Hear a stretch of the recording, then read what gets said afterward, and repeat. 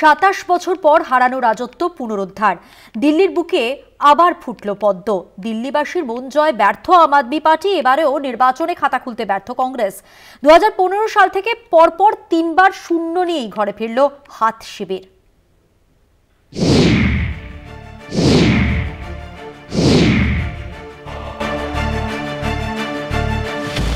Exit pole যা ইঙ্গিত করেছিল তা সত্যি করেই দিল্লির কুর্সি দখল বিজেপির। পদ্মের জয়ের আভাস পেয়েই রাজধানীতে উৎসবের আবহ।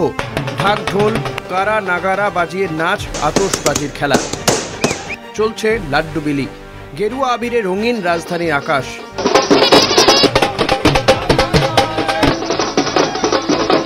केजरीवाल ने वादा किया था कि वो भारतीय राजनीति में अमूलचूल सुधार करने आए हैं, लेकिन वो शराब घोटाले में स्वयं अपने आप को लिप्त होकर राष्ट्र के सम्मुख प्रस्तुत कर पाए। आज नरेंद्र मोदी के नेतृत्व में विकास की सभी सुविधाएं, सेवाओं को दिल्ली की जनता स्वीकार कर रही है। ये पहला कदम है जो उन्होंने गुड गवर्नेंस के प्रति उठाया है। मेरा उनके प्रति आभार और अभिनंदन। বিজেপির জয়ের পরেই এক স্যান্ডেলে পোস্ট প্রধানমন্ত্রী নরেন্দ্র মোদীর। সামাজিক মাধ্যমে নমো লেখেন, উন্নয়নের জয়, সুশাসনের জয়। দিল্লির জনগণের সামগ্রিক মান উন্নতিতে কাজ করবে বিজেপি। বিকশিত ভারত গড়ে তোলার ক্ষেত্রে দিল্লির প্রধান ভূমিকা গ্রহণ করবে। অন্যদিকে মুখ পুড়েছে আপের। 2013 সাল থেকে দিল্লির বুকে রাজত্ব করছে কেজরির দল।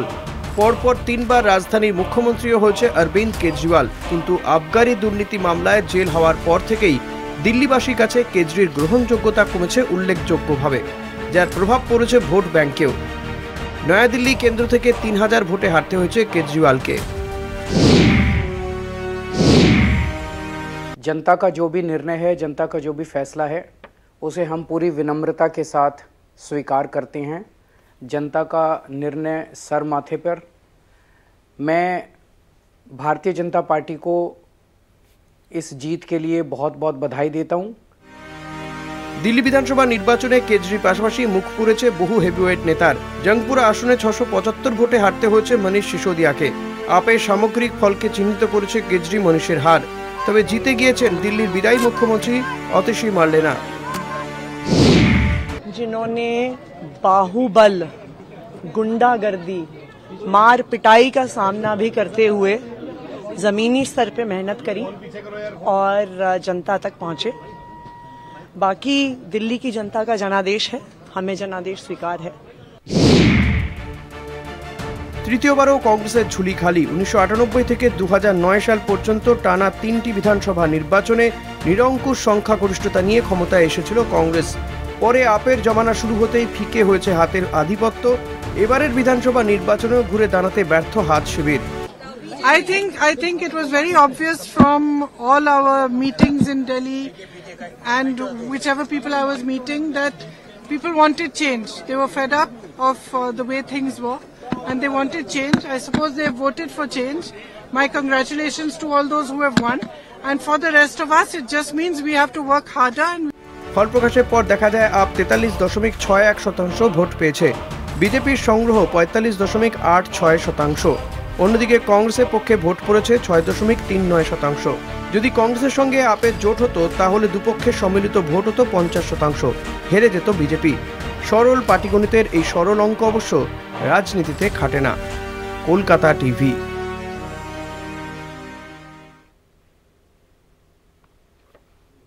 দুর্নীতিতে উত্থান, দুর্নীতিতেই পতন। অরবিন্দ কেজরিওয়ালের দিল্লি ক্ষমতা দখল থেকে ক্ষমতাচ্যুত সময়সীমা নিয়ে চিত্রনাট্য লেখা হলে হয়তো এই শিরোনামই যথার্থ হবে।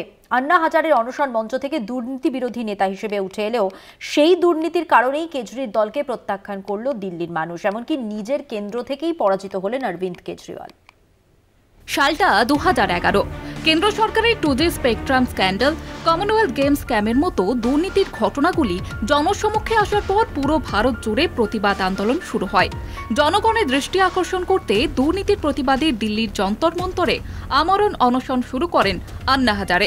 আইআইটি খড়গপুর ফেরত অরবিন্দ কেজরিওয়াল যোগ দেন আন্না হাজারের দুর্নীতি বিরোধী আন্দোলনে। আন্নার সঙ্গে কেজরির যুগলবন্দিতে পরিচালিত দুর্নীতি বিরোধী আন্দোলনে তখন কাঁপছে ইউপিএ সরকার। এর পরের ইতিহাস কারও অজানা নয়। রাজধানীতে স্বচ্ছ দুর্নীতিমুক্ত সরকার গড়তে রাজনীতির আঙিনায় পা রাখেন কেজরি। রাজনীতিতে উচ্চ শিক্ষিত, স্বচ্ছ ভাবমূর্তির নেতার প্রয়োজনীয়তা পূরণ করেছিলেন কেজরিওয়াল। দুর্নীতির বিরুদ্ধে লড়াই করে রাজধানী দিল্লির কুর্সিতে বসেন কেজরি। আম আদমি পার্টির ঝুলি ভরিয়ে দিয়েছিলেন দিল্লির জনগণ, কিন্তু 2025 সালের সেই দিল্লির জনগণের কাছ থেকেই আস্থা খোয়ালেন কেজরিওয়াল। আবগারি মামলা থেকে শেষমহল বিতর্ক সহ একাধিক দুর্নীতিতেই কেজরিওয়ালকে প্রত্যাখ্যান করলেন দিল্লির মানুষ। নিজের আসন নয়া দিল্লিতেই পরাজিত হলেন তিনি। পরামর্শ ভুলে গিয়ে শুধু টাকার পিছনে দৌড়াচ্ছে, তাই এই পতন। ভাবশিষ্য কেজরিকে আক্রমণ আন্না হাজারের। मैं बार बार बताते गया लेकिन उनके दिमाग में नहीं आया है और आखिर शराब के बारे में उन्होंने एक मुद्दा उठाया कि शराब की दुकान, उसमें शराब की बात क्यों आ गई? पैसा, धन और दौलत इसमें बह गया। 2024 সালের 21শে মার্চ আবগারি দুর্নীতি মামলায় গ্রেপ্তার হন কেজরিওয়াল। মুখ্যমন্ত্রীর পদে থাকাকালীন গ্রেপ্তার হওয়া প্রথম মুখ্যমন্ত্রী হন তিনি। গ্রেপ্তার হওয়ার পর কেজরির ঠাঁই হয় তিহার জেলে। দুর্নীতির দায়ে জেলে যেতে হয় মনীষ সিসোদিয়া থেকে সঞ্জয় সিং এর মতো দলের নেতাদের। আবগারি দুর্নীতি মামলায় জামিন পাওয়ার পর মুখ্যমন্ত্রীর দায়িত্ব থেকে ইস্তফা দেন তিনি। ঘোষণা করেন মানুষ চাইলে ফের ক্ষমতায় ফিরবেন, অন্যথায় মুখ্যমন্ত্রী চেয়ারে বসবেন না। কিন্তু ক্ষতি যা হওয়ার ততদিনে হয়ে গিয়েছিল। গ্রেপ্তারি নিয়ে রাজনৈতিক প্রতিহিংসার তত্ত্ব খাড়া করলেও জয় নিয়ে আত্মবিশ্বাস রেখেও কেজরিওয়ালকে হ্যাট্রিক করতে দিলেন না দিল্লিবাসী। যে দুর্নীতির সমস্যা কেজরিকে বসিয়েছিল মসনদে, সেই দুর্নীতি তাকে ছুঁড়ে ফেলে দিল। কলকাতা টিভি।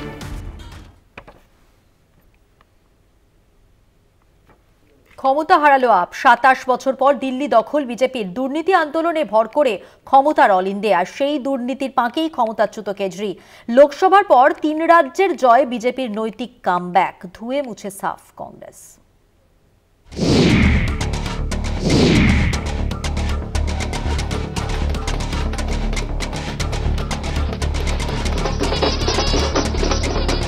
সত্তর আসনের দিল্লি বিধানসভায় ভারতীয় জনতা পার্টির টার্গেট ছিল ম্যাজিক ফিগার 36-এর থেকে বেশি আসন। সেই লক্ষ্য পেরিয়ে রাজধানীতে হাফ সেঞ্চুরির দোরগোড়ায় 48-এ থামল গেরুয়া ব্রিগেড। 27 বছর পর দিল্লির মসনদে বিজেপি সরকার। आपके सभी नेताओं ने जो धोखा दिया था दिल्ली की जनता को, ये उसका जवाब दिल्ली के मतदाताओं ने दिया। केजरीवाल ने वादा किया था कि वो भारतीय राजनीति में अमूल चूल सुधार करने आए हैं, लेकिन वो शराब घोटाले में स्वयं अपने आप को लिप्त होकर राष्ट्र के सम्मुख प्रस्तुत कर पाए। अरविंद केजरीवाल, मनीष सिसोदिया, सौरभ भारद्वाज सह प्रथम सारिर आपेर हेভিওয়েট নেতারা হেরে মাঠ ছাড়লেন। কিন্তু কেন দিল্লিতে দুবারের সরকার গড়া আপের অসহায় আত্মসমর্পণ বিজেপির কাছে? সরকারি দুর্নীতির বিরুদ্ধে জোটবদ্ধ আন্দোলনে ভর করে ক্ষমতার মসনদে পৌঁছেছিল অরবিন্দ কেজরিওয়ালের নেতৃত্বাধীন আম আদমি পার্টি। দিল্লিতে পরপর 2 বিধানসভা নির্বাচনে বিরোধীদের ঝাড়ু দিয়ে সাফ করে দেয় আপ। তারপর সেই দুর্নীতি কাঁটা গলায় বিঁধেই আপের অপমৃত্যুর রাজধানীতে। शराब की बात क्यों आ गई? पैसा, धन और दौलत इसमें बह गया। মদ কেলেঙ্কারিতে গ্রেফতার হন তৎকালীন মুখ্যমন্ত্রী অরবিন্দ কেজরিওয়াল ও উপমুখ্যমন্ত্রী মনীষ সিসোদিয়া। শীর্ষ নেতৃত্বের গ্রেফতারিতে দিল্লির বুকে টালমাটাল হয়ে পড়ে আপ শিবির। এখানেই প্রশ্ন তুলেছেন অনেকে, জেলে গিয়েও মসনদ দখলের লড়াই জিতে ফের ঝাড়খণ্ডের মুখ্যমন্ত্রী হয়েছেন হেমন্ত সোরেন। বিজেপির বিরুদ্ধে এজেন্সি লেলিয়ে বৃহত্তর ষড়যন্ত্রের অভিযোগ তোলে ঝাড়খণ্ড মুক্তি মোর্চা ও আম আদমি পার্টি। কিন্তু আপের পালে সে হাওয়া টানতে পারলেন না কেজরি। इस जीत के लिए बहुत बहुत बधाई देता हूं और मैं उम्मीद करता हूं कि जिस उम्मीद के साथ और जिस आशा के साथ लोगों ने उनको बहुमत दिया है, वो उन सभी उम्मीदों और आशाओं पे पूरा उतरेंगे। আপের দগদগে ক্ষতে প্রলেপ শুধু অতিশী মারলে না, কালকাজি কেন্দ্র থেকে জিতলেন আপের বিদায়ী মুখ্যমন্ত্রী। मैं अपनी सीट जीती हूँ, लेकिन ये जीत का समय नहीं है, ये जंग का समय ही है। जंग जारी रहेगी भारतीय जनता पार्टी के खिलाफ, उनकी तानाशाही और उनकी गुंडागर्दी के खिलाफ। লোকসভায় একক সংখ্যাগরিষ্ঠতা না পাওয়া বিজেপিকে কোণঠাসা করার চেষ্টা ছিল সব পক্ষ। কিন্তু 24-এর নির্বাচনের পর হরিয়ানা, মহারাষ্ট্র ও দিল্লি 3 বিধানসভাতেই বিরোধীদের শুয়ে দিয়েছে ভারতীয় জনতা পার্টি। ধারাবাহিক সাফল্যে দলের ভাবমূর্তি ও মনোবল ফিরিয়ে আনল গেরুয়া বাহিনী। জয়ের পর দিল্লিবাসীকে ধন্যবাদ ও কৃতজ্ঞতা জানিয়েছেন প্রধানমন্ত্রী নরেন্দ্র মোদী। সোশ্যাল মিডিয়ায় তিনি লিখেছেন, এই জয় বিকাশ ও সুশাসনের জয়। ঐতিহাসিক জয়ের জন্য দিল্লির সকল ভাই বোনকে আমার অভিনন্দন। দিল্লির সামগ্রিক উন্নয়ন ও বাসিন্দাদের জীবন উন্নত করতে আমরা চেষ্টার কোনো ত্রুটি রাখব না। দিল্লিতে ধরাশয়ী আপের সঙ্গে পাল্লা দিয়ে হারের হ্যাট্রিক কংগ্রেসের। লোকসভায় আপের সঙ্গে জোট বাঁধলেও বিধানসভায় একলা চলতে গিয়ে ধুয়ে মুছে সাফ রাহুল খার্গেদের দল। রাজধানীর রাজনীতি থেকে তবে কি মুছে যেতে চলল একদা ক্ষমতার অলিন্দে থাকা হাত শিবির? কলকাতা টিভি। অনুষ্ঠিত হল সার্চার 10ম দ্বিবার্ষিক সাধারণ সভা এবং ৭৪তম বার্ষিক সাধারণ সভা। পশ্চিমবঙ্গের কৃষি প্রযুক্তি আধিকারিকদের সংগঠন সার্চা। এই সভা চলবে রবিবার পর্যন্ত। এদিনের সভায় উপস্থিত ছিলেন রাজ্যের কৃষিমন্ত্রী শোভনদেব চট্টোপাধ্যায়, পঞ্চায়েত মন্ত্রী প্রদীপ মজুমদার এবং সার্চার সভাপতি সহ অন্যান্যরা।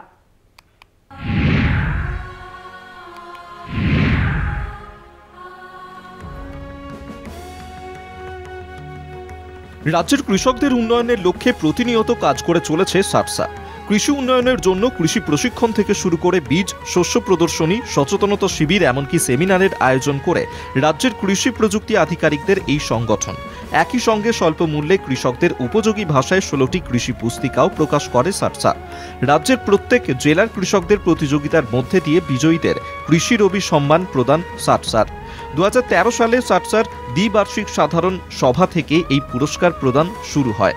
সমগ্র রাজ্যকে 5টি অঞ্চলে বিভক্ত করে কৃষি রবি প্রতিযোগিতার আয়োজন করা হয়েছিল। ২০২৫ সালের দ্বিবার্ষিক সাধারণ সভাতে সমগ্র রাজ্যের কৃষক ও কৃষক গোষ্ঠীগুলির মধ্যে 5টি সেরা গোষ্ঠীকে প্রতিযোগিতার মাধ্যমে নির্বাচন করে পুরস্কার দিয়ে সম্মানিত করছে। এদিনের অনুষ্ঠানে উপস্থিত থেকে রাজ্যের কৃষিমন্ত্রী শোভনদেব চট্টোপাধ্যায়ের বক্তব্য, দেশের মধ্যে সেরা হওয়ার চেষ্টা থাকবে আমাদের। এবং ৭৪তম সাধারণ সভাটা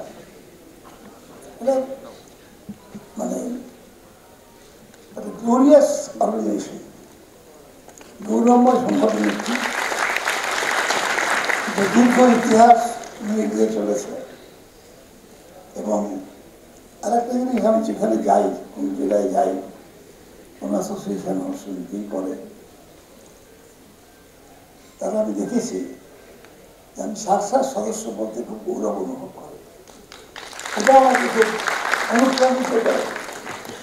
গার্সে বলো মাই সার্চা হই না, এইটা বলার মধ্যে দিয়ে তার দুটো জিনিস প্রকাশ পায়।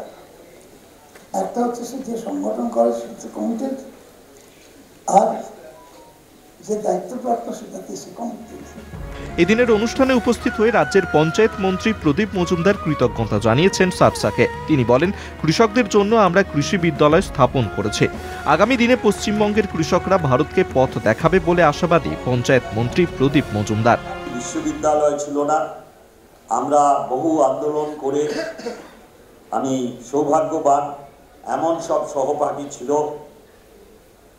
যারা আমার থেকে সিনিয়র, আমার থেকে জুনিয়র, পরবর্তীকালে এবং সহপাঠীরা আমরা সবাই একসঙ্গে আন্দোলন করেছিলাম। লক্ষ্য একটাই ছিল, পশ্চিমবঙ্গে কৃষি স্নাতক যারা হয়ে আসবেন তারা যাতে সম্পূর্ণভাবে ভারতবর্ষের যে কোনো প্রান্তে এই বিজ্ঞান শিক্ষা যেখানে দেওয়া হয় তার তুলনায় কোথাও এতটুকু কম সুযোগ যেন তাদের না হয়।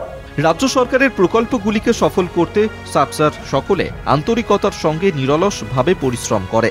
সেই জন্যই সারা দেশের মধ্যে কৃষিতে এগিয়ে পশ্চিমবঙ্গ, এমনই জানান সার্চার সভাপতি। ভুট্টার চাষ, এইগুলোর দিকে বেশি নজর দেওয়া হচ্ছে। ডাল শস্য তৈলবীজ, যেটা আমাদের রাজ্যের ঘাটতি রয়েছে, সেটা কি করে বেশি উৎপাদন করা যায় তার দিকে আমাদের প্রতিটি সদস্য এইগুলো চেষ্টা করছেন সরকারের সহযোগী শক্তি হিসাবে। কৃষি যেহেতু আবহাওয়া নির্ভর, যার জন্য নতুন নতুন ভ্যারাইটি এই নতুন পরিবেশে নতুন আবহাওয়া কী করে তৈরি হয়, হচ্ছে রেজিলিয়েন্ট, মানে ক্লাইমেট রেজিলিয়েন্ট যে ভ্যারাইটি, সেগুলো কী করে কৃষকদের মধ্যে দেওয়া যায়, সেগুলো চলছে। সার্চার সংগঠনের যারা আধিকারিক তারাও স্বীকার করলেন যে 2011 সালের পর থেকে মাননীয় মুখ্যমন্ত্রীর এই যে বাজেটে কৃষির খাতে অর্থ বরাদ্দের ফলে তাদের কাজ করতেও সুবিধা হয়েছে এবং তারা ছুটি ভুলে সর্বস্ব দেওয়ার চেষ্টা করেছে। তাই কিন্তু এগিয়ে রয়েছে। ধান চাষে প্রথম হয়েছে পশ্চিমবঙ্গ আরও বেশ কয়েকটিতে তারা এগিয়ে এবং সেই জায়গা থেকেই তারা সফল হবে এমনটাই তারা আশাবাদী।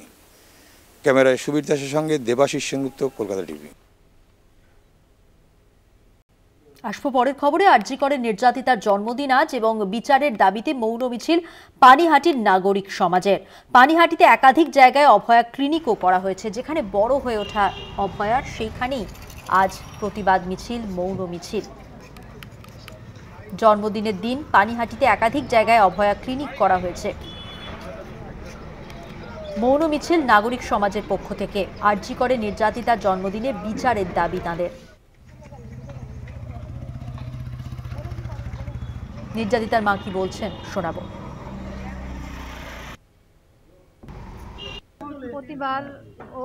প্রতিবার ও আমার হাতে গুড়ের পায়েস খেতে ভালোবাসতো, ওটা আমি রান্না করতাম এবং ওর জন্মদিন পালন হতো সবসময় ওর কর্মস্থলে। যখন পড়াশোনা করতো তখন MBBS পড়তো তখন কল্যাণী JNM হসপিটালে, তারপর MD চান্স পাওয়ার পরে আরজি করে। সারাদিন ও পেশেন্ট দেখে ওখানে কেক কেটে জন্মদিন পালন হতো। পরে রাতে বা বাড়িতে এসে বাবা একটা কেক এনে রাখতো, আমি একটা জামা এনে রাখতাম। গত বছর 22,000 টাকা দিয়ে একটা ঘড়ি দিয়েছিলাম, ওটাও খুব খুশি হয়েছিল।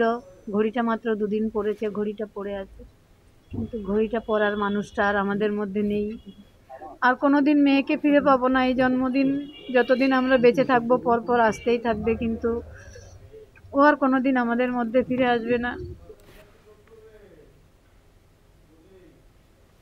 আরও আজকের মতো এ পর্যন্তই। দেখতে থাকুন কলকাতা টিভি, রাত দিন 7 দিন।